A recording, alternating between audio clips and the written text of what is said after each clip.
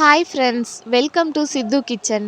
இன்றைக்கி நம்ம கிச்சனில் வாயில் வச்சதோ கரையிற மாதிரி ஒரு புட்டிங் தாங்க நம்ம செய்ய போகிறோம். இதை உங்கள் குழந்தைங்களுக்கு நீங்கள் செஞ்சு கொடுத்தீங்கன்னா உங்கள் குழந்தைங்க மறுபடியும் வேணும் அப்படின்னு சொல்லி கேட்டு வாங்கி சாப்பிடுவாங்க. உங்கள் குழந்தைங்களுக்கு செஞ்சு கொடுங்க. என்னுடைய வீடியோவை நீங்கள் ஃபஸ்ட் டைம் பார்க்குறீங்க அப்படின்னா சப்ஸ்கிரைப் பண்ணிக்கோங்க. உங்கள் ஃப்ரெண்ட்ஸ் அண்ட் ஃபேமிலிக்கு ஷேர் பண்ணிக்கோங்க. வாங்க வீடியோக்குள்ளே போகலாம். இந்த புட்டிங் செய்கிறதுக்கு ஃபஸ்ட்டு நீங்கள் ஒரு 3 முட்டையை ஒரு பவுலில் உடச்சி ஊற்றி ஒரு விஸ்க் வச்சு அதை நல்லாவே கலந்து விட்டுக்கோங்க. அப்படி உங்ககிட்ட விஸ்க் இல்லை அப்படின்னா நீங்கள் ஒரு ஸ்பூன் வச்சு கூட நீங்கள் கலந்து விட்டுக்கலாம். முட்டையை நல்லாவே கலந்து விட்டுட்டு முட்டைக்கு தேவையான சர்க்கரை ஒரு 100 கிராம் அளவுக்கு சர்க்கரை போட்டுக்கோங்க. நான் 1 கப் சர்க்கரை எடுத்திருக்கேன். அந்த 1 கப் சர்க்கரையோட அளவு 100 கிராமுங்க. இந்த சர்க்கரை எல்லாமே ஒன்று போல் கரைஞ்சி வர அளவுக்கு அதே விஸ்கை வச்சு கலந்து விட்டுக்கோங்க. எப்பயுமே ஸ்வீட் ஐட்டம் செய்கிறப்ப அதில் கொஞ்சம் உப்பு போட்டால் தான் அந்த ஸ்வீட் நல்லாவே எடுத்து கொடுக்கும். அதனால் நான் கொஞ்சமாக உப்பு போட்டுக்கிட்டேன். அந்த உப்பையும் நல்லாவே அதில் ஒன்று போல் கலந்து வர அளவுக்கு எல்லாத்தையும் கரைச்சி எடுத்துக்கிட்டு முட்டை வாடை அடிக்காமல் இருக்கிறதுக்காக நான் வெண்ணிலா எசன்ஸ் ஒரு 2 சொட்டு போல் நான் சேர்த்துக்கிட்டேன். உங்கள்கிட்ட வெண்ணிலா எசன்ஸ் இல்லை அப்படின்னா நீங்கள் ஏலக்காய் பொடி கூட நீங்கள் சேர்த்துக்கலாம். இது எல்லாத்தையும் சேர்த்ததுக்கப்புறம் நல்லா காய்ச்சி ஆற வச்ச 1 கப்பு பால் சேர்த்துக்கிறேங்க. தண்ணி விடாமல் காய்ச்சி ஆற வச்ச பாலுங்க.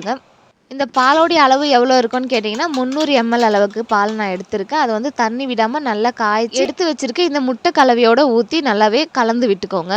கலந்து வச்சுருக்க கலவையை ஒரு ஓரமாக வச்சுட்டு இந்த மாதிரி பிளாஸ்டிக் பவுல் இல்லை சில்வர் பவுல் எது வேணாலும் எடுத்துக்கிட்டு அதில் நெய் தடவிக்கோங்க.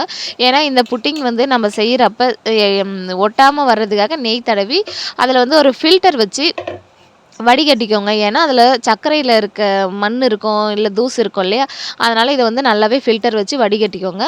வடிகட்டிட்டு இதை ஒரு இட்லி பாத்திரத்தில் வச்சு இட்லி எப்படி அவிச்சு எடுப்போமோ அந்த மெத்தடில் தான் நம்ம அவிச்சு எடுக்க போகிறோம். இட்லி பாத்திரத்தில் தண்ணி வச்சுக்கிட்டு ஒரு ஸ்டாண்ட் வச்சுக்கோங்க. ஸ்டாண்டு வச்சு அதில் இந்த தட்டு ஃபுல்லாகவே கவர் ஆகிற மாதிரி இருக்கணும். இல்லைனா அவிக்கிறப்ப இதை வேக வைக்கிறப்ப தண்ணி உள்ளே போயிடும். அதுக்காக தட்டு ஃபுல்லாக கவர் ஆகிற மாதிரி இது மேலே ஒரு தட்டு போட்டு மூடி வச்சு அந்த ஸ்டாண்டு வச்சோம் இல்லையா தண்ணிக்கு உள்ளே, அந்த ஸ்டாண்டு மேலே இதை வச்சு இட்லி குண்டானுடைய மூடியை போட்டு இதை மூடிட்டு குறைவான தீயில் 45 நிமிஷம் இதை நல்லாவே வேக வச்சு எடுத்துக்கோங்க.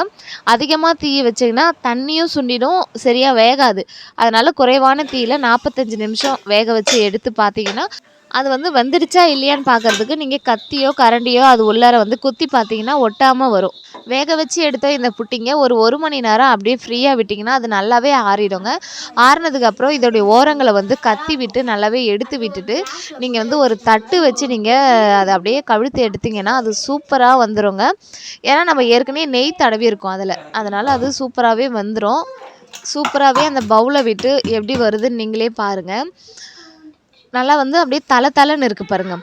அது வாயில் வச்சதும் அப்படியே கரைஞ்சி போகும். இது வேகிறப்பவே இதோடைய ஸ்மெல்லு சூப்பராக இருந்துச்சு. ஏன்னா நம்ம வெண்ணிலா எசன்ஸ்லாம் போட்டிருக்கோம் இல்லையா, அதில் அப்படியே ஒரு கேக் ஸ்மெல்லு வந்துச்சு. நீங்கள் இதே மாதிரி உங்கள் குழந்தைங்களுக்கு நீங்கள் செஞ்சு கொடுத்தீங்கன்னா இன்னும் வேணும் அப்படின்னு கேட்டு வாங்கி சாப்பிடுவாங்க. இது நீங்கள் இந்த புட்டிங்கை ஃப்ரிட்ஜில் வச்சு நீங்கள் சாப்பிட்ணுனாலும் நீங்கள் சாப்பிடலாம். ஆனால் நான் ஃப்ரிட்ஜில் வைக்கலைங்க. நான் அப்படியே கீழே வச்சுட்டு ஒரு மணி நேரம் கழித்து நான் எடுத்து கட் பண்ணேங்க. சூப்பராகவே வந்துச்சு எனக்கு. நீங்கள் ஃப்ரிட்ஜில் வச்சு நீங்கள் எடுத்து கட் பண்ணிங்கன்னா இன்னமும் சூப்பராக இருக்கும். ஏன்னா சில்னஸோடு சாப்பிட்றப்ப இன்னும் டேஸ்ட்டு சூப்பராக இருக்கும். நான் வேறு பிளேட்டில் எடுத்து வைக்கிறப்பவே உங்களுக்கே தெரியும் அது எவ்வளோ சூப்பராக வந்திருக்கு அப்படின்னு சொல்லிட்டு. நான் சொன்ன அளவில் உங்கள் வீட்டில் உங்கள் குழந்தைங்களுக்கு நீங்கள் செஞ்சு கொடுத்தீங்கன்னா நல்லாவே சாப்பிடுவாங்க. நான் உண்மையிலேயே சொல்கிறேன், இன்னும் வேணும்னு கேட்டு வாங்கி சாப்பிடுவாங்க. வாயில் வச்சதும் அப்படியே நெய் மாதிரி கரைஞ்சி போகுங்க. ரொம்பவும் குறைவான பொருள்களை வச்சு ரொம்பவும் குறைவான நேரத்தில் சூப்பராக செஞ்சிடலாங்க இந்த மில்க் புட்டிங். இதே மாதிரி உங்கள் குழந்தைங்களுக்கு செஞ்சு கொடுங்க. என்னுடைய வீடியோவை நீங்கள் ஃபஸ்ட் டைம் பார்க்குறீங்க அப்படின்னா என்னுடைய வீடியோவை சப்ஸ்கிரைப் பண்ணி வச்சுக்கோங்க. அப்போ தான் நான் போடுற வீடியோட நோட்டிஃபிகேஷன் உங்களுக்கு வரும். எனக்கும் கொஞ்சம் ஆதரவு கொடுங்க, சப்போர்ட் பண்ணுங்கள். இந்த வீடியோவை உங்களுடைய ஃப்ரெண்ட்ஸ் அண்ட் ஃபேமிலிக்கு ஷேர் பண்ணுங்கள். நான் செஞ்ச இந்த மில்க் புட்டிங்கை உங்கள் குழந்தைங்களுக்கு நீங்கள் செஞ்சு கொடுத்து என்ஜாய் பண்ணுங்கள். ஏதாவது என்னுடைய வீடியோக்களில் குறை இருந்தால் கமெண்டில் சொல்லுங்கள். நான் கண்டிப்பாக உங்களுக்கு ரிப்ளை பண்ணுவேங்க. என்னுடைய வீடியோ பிடிச்சிருந்தால் லைக் பண்ணுங்கள். Happy Christmas. தேங்க்யூ.